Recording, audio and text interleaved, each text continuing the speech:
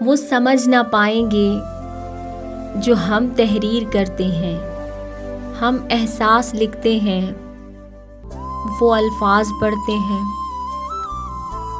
ہمیں شاعری کا شوق کہاں، ہم تو تیری چاہت کی تفسیر لکھتے ہیں، پیش کرتے ہیں تمہیں حرف عقیدت، ہم تو تمہیں بے قصور لکھتے ہیں۔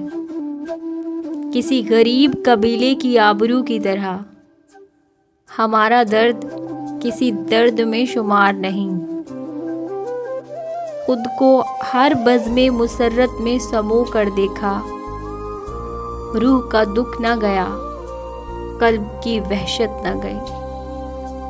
بہت کچھ بھلا دینا چاہتی ہوں، پر کچھ چیزیں بھلانے پر بھی نہیں بھولتی، کچھ زخم دیر پا ہوتے ہیں، عرصے بعد سوچو تب بھی روح تک لرزا جانے کی طاقت رکھتے ہیں۔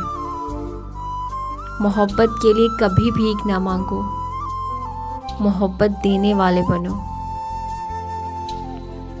دوری کی اذیت فقیری کی اذیت سے ذرا کم تکلیف دہ ہوتی ہے، تمہیں جتایا نہیں مگر یہی سچ ہے، تمہاری چپ نے میری زندگی گھٹا دی ہمدم۔